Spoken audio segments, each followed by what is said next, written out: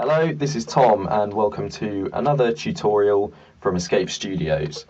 Today we are going to be learning how to create a flamethrower effect like you might see in the movie Suicide Squad.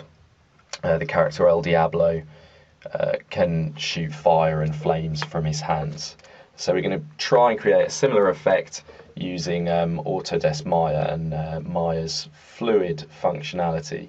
Let's start by looking at some reference images so that we can kind of get an idea of what it is we're trying to achieve and the overall look, so we can have a good kind of base point. Now, this tutorial, I'm not going to be going through the whole pipeline of creating the fluid. We have a pre-cached fluid. I'm going to talk through each of the different parameters for the fluid. In the interest of time, I've tried to condense this so that I can get through as much as possible in a short period of time. We'll look at the shading, and also, as I said, I'll talk you through the parameters for the fluid so that you can create or recreate the same effect yourself. This is an image I pulled off the internet. It's of an old kind of World War II flamethrower. And what we can see is obviously there's the fuel being ejected from the man's flamethrower here. And what's happening is, as the fuel travels further away from the flamethrower, as it ignites, it gets really super hot here and then gradually cools down. And what we're seeing here is some diffusion of the heat, so it's going from white to yellow to orange, and then as it cools down more towards a reddy colour and also then towards black smoke. There's another image here I got. You can see the same thing. It starts with a really narrow point where the fuel's ejected from, and gradually it goes, you get some kind of mixes of oranges and yellows in here, and as it cools down you're moving towards darker colours and more smoke up here, and obviously quite a heavy shadow on the floor.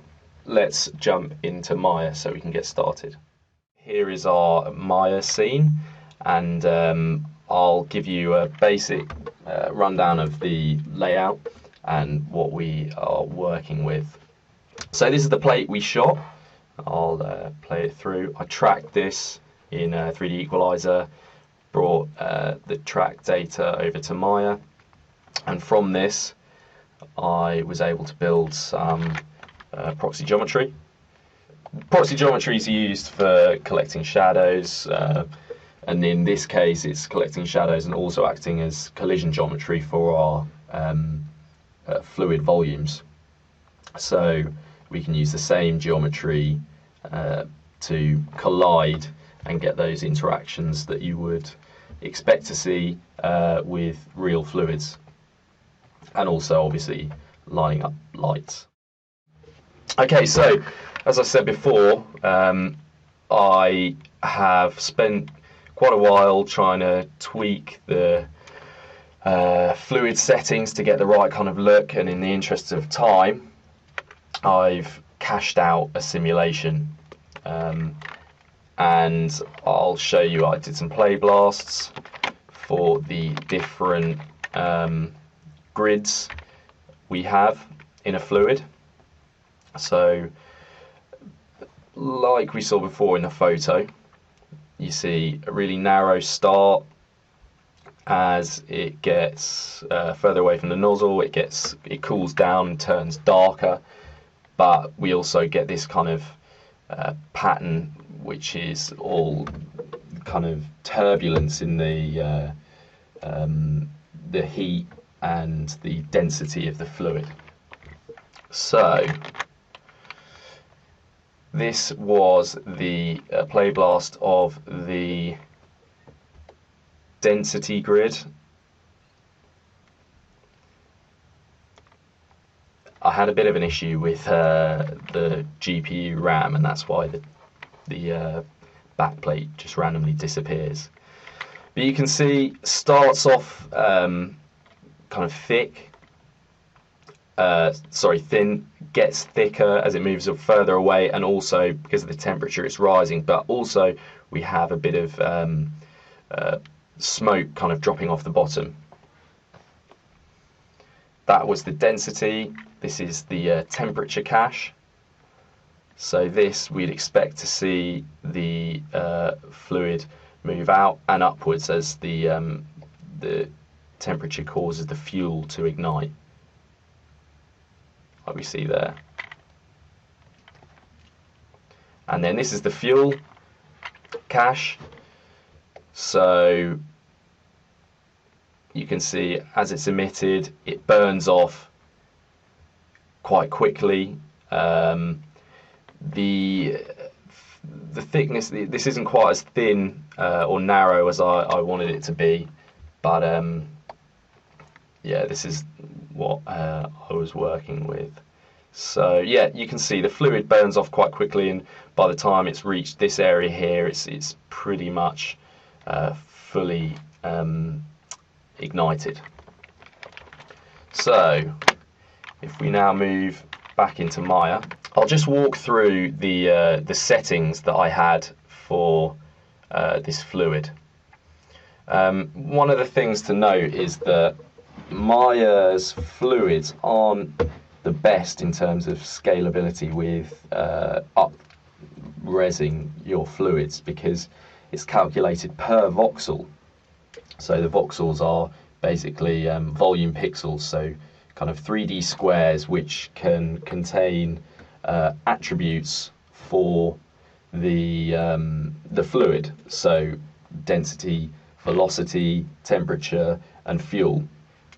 And so because a fluid simulation is calculated per voxel, as you increase the resolution of the simulation, that means that the maths and physics of the calculations under the hood are going to change. And so if you start at a low res and try and you get the look of the fluid that you like, and then all of a sudden you whack up the resolution, then the simulation is going to look completely different. So the idea is to start at a low resolution, get the motion that you like, get the motion looking right, don't worry about the shading until later, and then gradually, incrementally increase the resolution to limit the kind of effect that resolution change is going to have on the look of the fluid. Okay, so boundaries, obviously there's proxy geometry here, so the Y axis and the Z axis didn't really matter, so I didn't want a boundary only on the X, although this is, yeah, the X. Okay, so if we go down to dynamic simulation, gravity obviously 9.8. One thing I've noticed on simulations that people have done on tutorials online is that it's quite popular to take your fluid container, rotate it on its side, and then use the gravity, which is inherent in the container, to draw the fluid across. But I don't think this is the best way to do it, because we're kind of relying on the fact that the fluid is going to shoot out and then rise up as it heats up, and as soon as we turn the fluid container on its side, you're ruining the natural look that this gravity will have. So I prefer this way. It doesn't necessarily mean that it's the right way. Obviously there's loads and loads of different ways to do things. This is just one of them, but this for me seems the most logical way to do it. So viscosity, the reason I had added some viscosity is because although this is a flames, it's kind of has a solid edge, and I wanted to preserve that edge just to kind of keep some volume. So I had a tiny bit of viscosity, no friction obviously, and damp, just to kind of calm things down. It's always good to have a bit of damp because you can limit the effect that the simulation is going to have on the fluid. 4 substeps and emitting in substeps. So with high detail solve on all grids. So I had 2 volume emitters, which the first emitter was emitting density and fuel 10, and it was emitting at 300, a rate of 300%. So on the density and fuel emitter, I also had a speed of 2,600, and what this was doing is really pushing the fuel out, kind of simulating the fuel coming out of the nozzle, and I really wanted it to be fast as soon as it left the emitter. So that's why this value is so high. I also had an identical emitter, and the only difference was this emit heat but no density or fuel, and this also did not have any speed to it.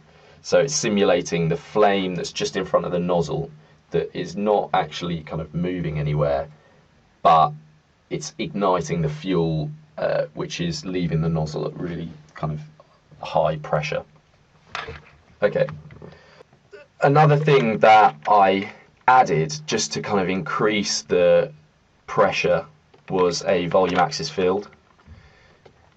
I whacked up the magnitude, and basically this was again just to kind of increase the speed that the fluid was moving away from the emitter, because I wanted to get that effect where the fuel travels and then it starts to ignite, so it's traveling at a really high speed. So I added this volume axis field just to give that kind of extra bit of speed. Okay, so simulation rate scale, I started off with it at 2. Now this is kind of a way that you can counteract the effect that scaling your sim resolution will have. So by starting at quite a high simulation rate scale, as you then increase the resolution, because basically this is how quickly the simulation is calculating. So if you start at a really a higher simulation rate scale and then gradually reduce it as you increase the resolution of your sim, then it to an effect counteracts the effect that the scaling the resolution has. Okay. Emitting in substeps was on because I increased the substeps value here. And AutoResize, really important. It just basically gives you much better reaction in the viewport, because if you're starting with, if you have quite a high base resolution, then it just is so much slower. So having AutoResize limits the amount of voxels that are visible on the screen, and therefore is limiting the amount of calculations that the computer's having to do up to a certain threshold. And you can set your max resolution there. So AutoResize is really important. It's imperative you use it once you start to get a higher resolution sim. So contents details. This is the important part of how your simulation is going to act in the 3D world. As I said before, this fluid container is just a container, and an emitter is all it is doing is emitting values into the container, into voxels. And so you're not actually emitting a fluid. You see a fluid, but what you're seeing is a visual representation of these values on your screen. So density scale kind of always stays the same. to an extent.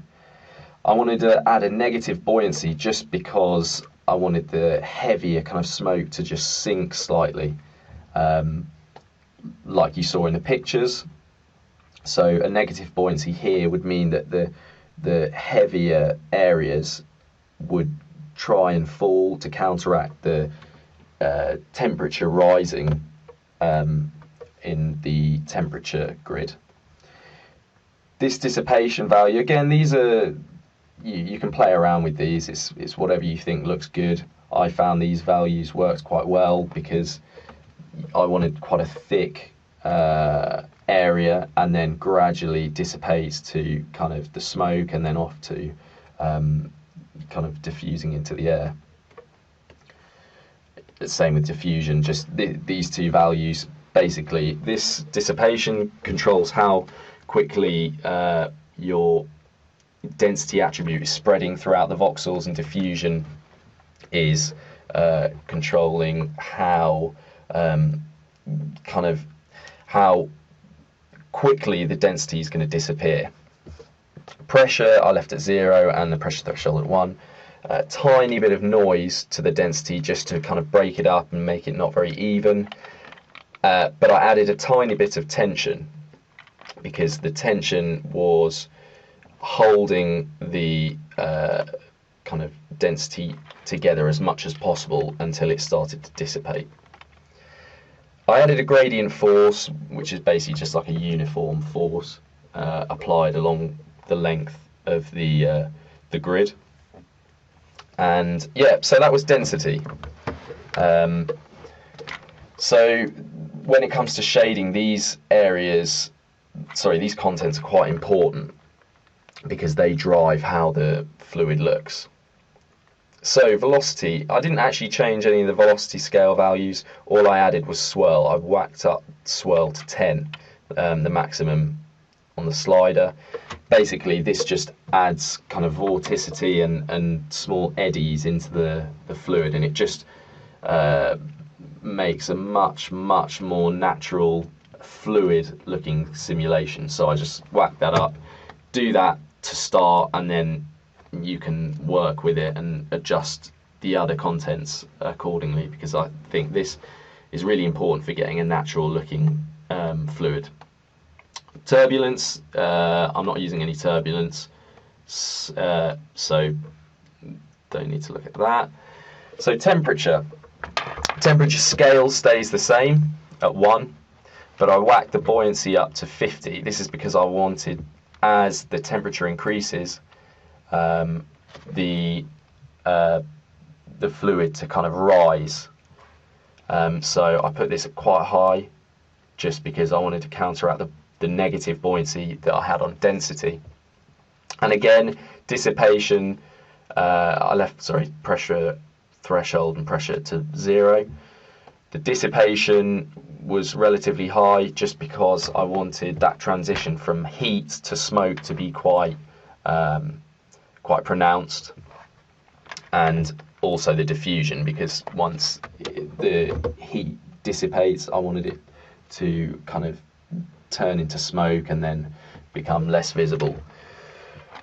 A bit of turbulence to the temperature again, like I had on density, just to kind of break it up, add some natural looking changes and variations. Same with noise, and this turbulence is applied only where the temperature is present in the voxels, so it's not applied on a container basis. Again, tension just to hold it together a bit, so that it's not kind of really wispy smoke or wispy flames. Yeah, I added a bit of tension. Okay, now fuel. Fuel is tricky because what you're trying to achieve is a fuel emission which lasts up until about here and then ignites and burns off. It's not perfect. It takes a long time to get this right, to balance these values so that you get the look that you want. But these are the values that I came up with. So reaction speed, this is basically how quickly when the distribution of air and temperature and fuel is right, how quickly the fuel reaction will take place. So obviously a value of 1 is going to be instantly, a value of 0 is going to be not at all, and so 0.6 was where I kind of found was good for allowing the fuel to kind of reach a point over here but then burn off. And you could see it in the play blast. The fluid was travelling up to here and then it was gradually fizzling out. The air to fuel ratio, this is basically how much air is required, obviously the ratio of the air to the fuel before it ignites. And this is the minimum temperature which is required in the voxel for the fuel to ignite. Again, these are arbitrary values, they're not linked to any kind of real world temperature or fuel values. The air to fuel ratio is to an extent 15 is petrol. It's kind of equivalent to petrol. But I mean, again, it depends on a load of different things, like how big the fluid container is. So these values, yeah, are arbitrary. They're not kind of set. It depends on the rest of your simulation. And this is the maximum temperature that could be achieved by the fuel igniting, and heat released and light released 1. So that's pretty much the contents details for my fluid.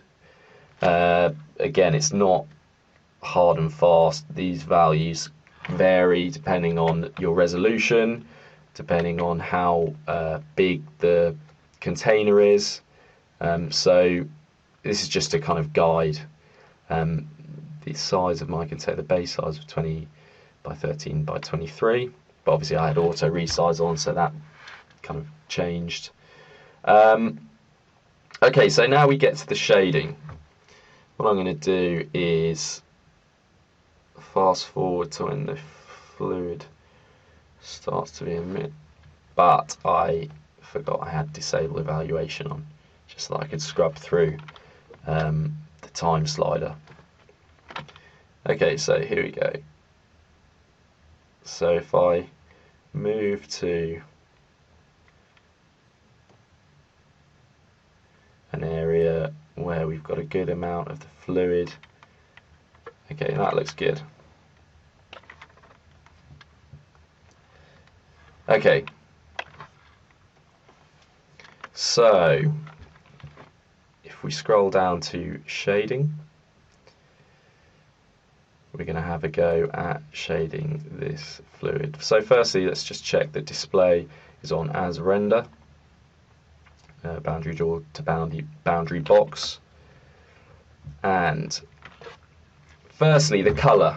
So this at the moment, the reason we're not seeing any of these incandescence values is because this color input is constant. So we want to set this to density, and if we darken this color to around there, maybe make this slightly reddish. Okay, let's just see what input bias effect has. Okay, so change this transparency to about 0.3. And then we'll adjust the opacity in a minute. Okay, so incandescence, this is basically the light emit. And ideally you'd have what's called a black body shader, which would take the temperature values from the simulation and dependent on that temperature value, give a light value or a color value to be emit. We don't have that, so we are going to just eyeball it.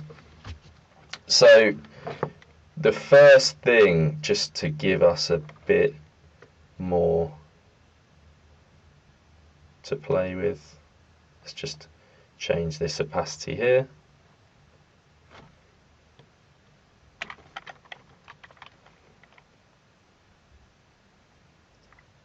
Okay, close the outliner. So the obviously a value of 1 or maximum temperature would be white. One thing that people kind of forget to do, especially when using fluids to illuminate the surrounding geometry, is that they clamp the value at 1. This value is used to determine how bright something is, so you can whack this value up to generate more light. So, okay, let's play around with these values. Let's adjust the, sorry, change that back. Let's bring this input bias up to about 0.75, and now we can start to play around with these values, these color values. So if we look at our flamethrower, what we have is yellowy color, quite bright, which turns into a kind of reddish orange and then a dark brown. If we forget about all these kind of small dots of color and we concentrate on just the main colors which are present in the fluid, so we've got this yellow, which is in some areas white, and an orangey moving towards a kind of reddish orange, and then a black and a lighter grey. So let's bring this black value up. This would say have a yellowy value in here. I forgot to mention that I'm rendering this with Mental Ray. There are other renderers which do a really good job of pulling in temperature values to do incandescence, but here we are going to eyeball it. So if we just do a quick render of this just to see kind of where we're at. The background, I have MIP matte shadow shaders plugged into a camera map so that we have the image projected onto the proxy geometry, and we can use this to catch shadows, reflections, and indirect light in our scene. So let's do a quick render, just double check we're in Mental Ray. Okay, so here is the first render. What you can see is we've got that kind of bright yellow and the orange, which is probably a bit too bright, and we've got this kind of hard edge here which looks kind of unnatural. Don't worry about any shadows or reflections, we can kind of control them later. What we're looking at is the main colour and appearance of the fluid. But we're getting this kind of wispy smoke, which is nice, but we need to play around with the values of the incandescence just to kind of get this more realistic. So we'll save that render, and if we try and clamp this orange value up, we've got the input bias quite high, so that's why we're getting more of this orange compared to these darker values over here. But these values are nice just to add a bit of contrast to the fluid. And if we add this to be black, and then grey.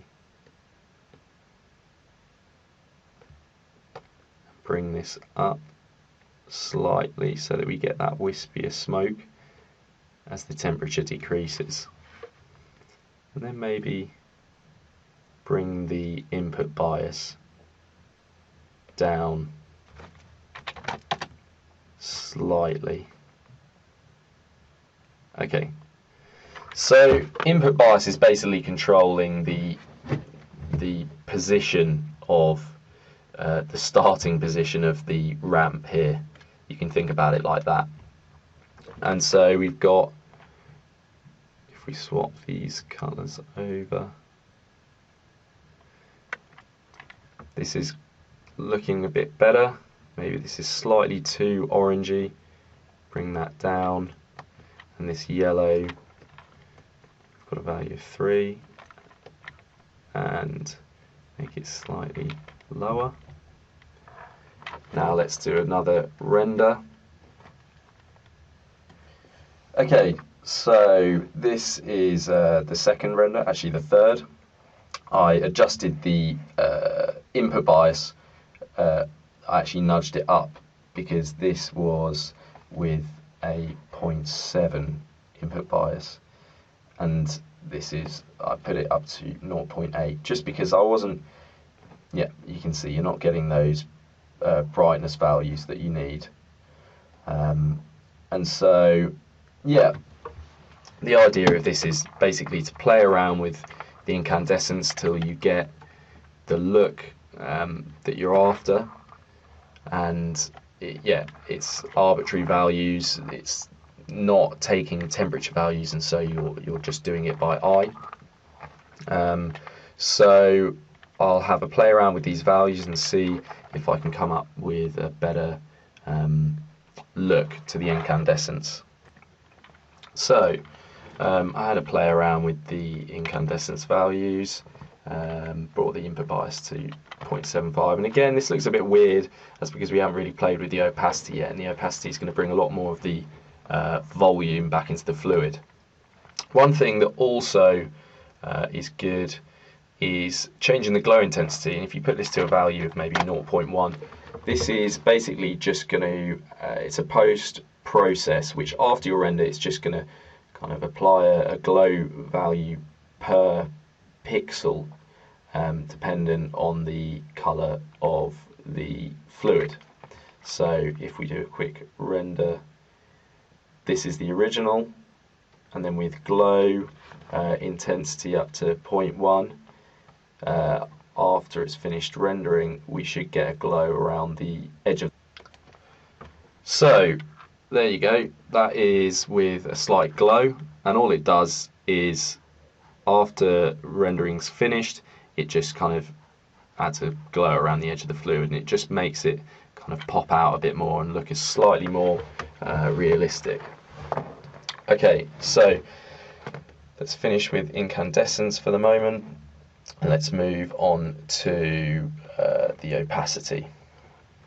So the opacity is driven by the density of the fluid.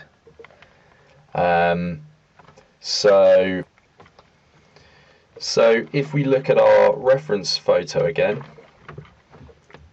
you can see here you get these kind of waves of how opaque the flame is. Obviously where there's smoke it's pretty much completely opaque, but in the hottest area of the flame it's more see-through. If you've ever looked at a candle, the area which is yellow you can't see through, but the area which is the hottest is quite transparent. So what we want is towards a higher density. When the fluid is more dense you want it to be more opaque, and obviously where it's less dense you want it to be less opaque. So minimize that. This is going to bring some volume back into our fluid. I've left the input bias at 0 for the moment. We can play around, so we want it to kind of build up here, and then it's all about finding where that point is where the smoke should be opaque. So let's bring these across. We're getting it kind of how we want, where it's more opaque over here, but it all needs to be shifted across slightly.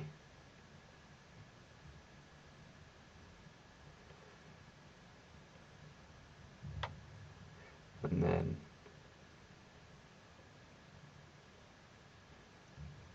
bring a bit more into there. And you start to see that where it's hot, it's very transparent, and then as it moves towards the smoky area, it becomes opaque. Again, the thing about this is just playing with the values until you get the look that you want. Okay, that looks, bring that up a tiny bit. Across, get some more volume in the flamey areas, and again you can play with the input bias just to kind of adjust the overall visibility. So let's put that to maybe 0.015, and now let's do another quick render. Okay, so you can see here obviously the fluid is way too transparent. So what I'm going to have to do is play around with the input bias and the shape of the opacity graph to try and get the look that that we have in the reference images. So I'll have a play with these values and see if we can come up with a more obvious shape. Okay, so after changing the opacity graph, this is the result I got. You can see over here getting a kind of weird edge on that. That's just to do with the simulation, but you're getting slightly transparent here at the hottest point, and then as it moves in it's less transparent until it's pretty much completely opaque. I feel like there's slightly too much yellow in this render, but either way I'll continue just so that we can get through the texture stage.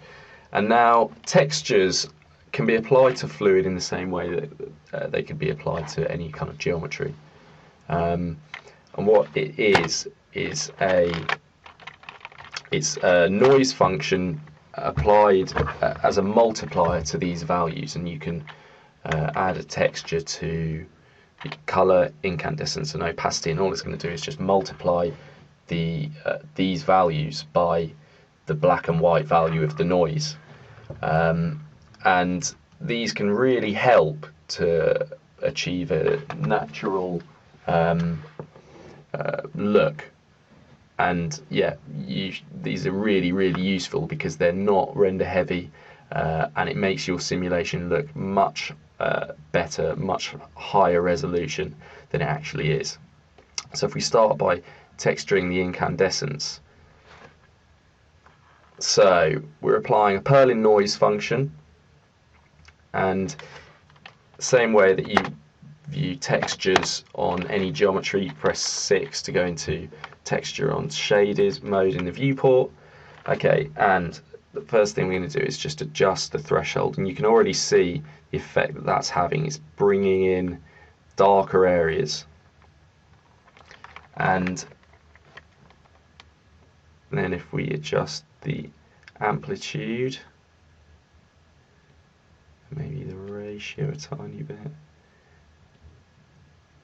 too much, maybe change the depth to about 7. Inflection, now this will add, it will break up the edges of the noise, and so again it just adds a tiny bit of randomness to what might be quite smooth shapes. Increase the frequency. And this is multipliers on the incandescence. So again, these values are just to be played with until you kind of achieve what you're looking for. So let's just try with that. So this is how we had before. Save that image. So adding noise, you can see the effect that it has straight away. And what it's giving us is these micro changes in colour, and it's because it's a function, as I said before, it's not render heavy. It's just going to multiply your incandescence values, and it all straight away gives us a much better look. I think the glow on this is slightly too high, and also because it's multiplying in certain areas, we're getting this darker area here. But again, this is something that you can just play with until you get the look that's right for you. So I'll have a play around with the values and see what I can come up with for the texture of incandescence. Okay, so you can see here that with the incandescence texture added, I've kind of varied the colour values and it looks a lot more realistic. We can do the same thing with the opacity. So if we do a quick render of this, you can see what effect that has. So here's our render. You can see it has just a slight difference, slight variation on the overall kind of fullness of the fluid. Quickly, let's look at lighting. So fluids have two different ways that they can be lit. That's by real physical lights in the scene, or they can be lit by this kind of inbuilt directional light, or point or diagonal. Real lights with fluids, they take a long time to render, and this directional light is, well, the inbuilt light is a way to render much quicker than calculating physical lights in a scene. If we try with this directional light, you won't get the shadows cast on the floor. However, if you use real lights, make these visible, then you will cast shadows on the floor. So let's take a look with real lights on. Okay, so I've done a quick render with lighting, and you can see the difference. I also brought the proxy geometry back in just so that we can get some shadows cast on the background and also some reflections, but it takes a lot longer to calculate. Lighting volumes is really render expensive, because instead of calculating ray intersections with points on a surface, it's trying to calculate it through an entire volume. And so, yeah, lighting fluids, you've got to be really careful with the amount of lights in your scene, as to not make your renders kind of go through the roof in terms of time.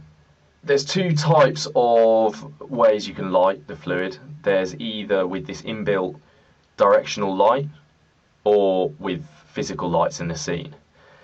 The directional light that's inbuilt, or it could be a directional or a point or whatever, or a diagonal, I think, it's much quicker to calculate than actually using physical lights. And so this can be really useful if you just want a quick render and the kind of direction of the light is fairly uniform, because it's only calculating one light as opposed to many lights that you might have in your scene. Okay, so you can see that once we've brought the proxy geometry back in and we're calculating shadows, light, ray intersections with the volume, the render time has shot up from 33 seconds to 11 minutes.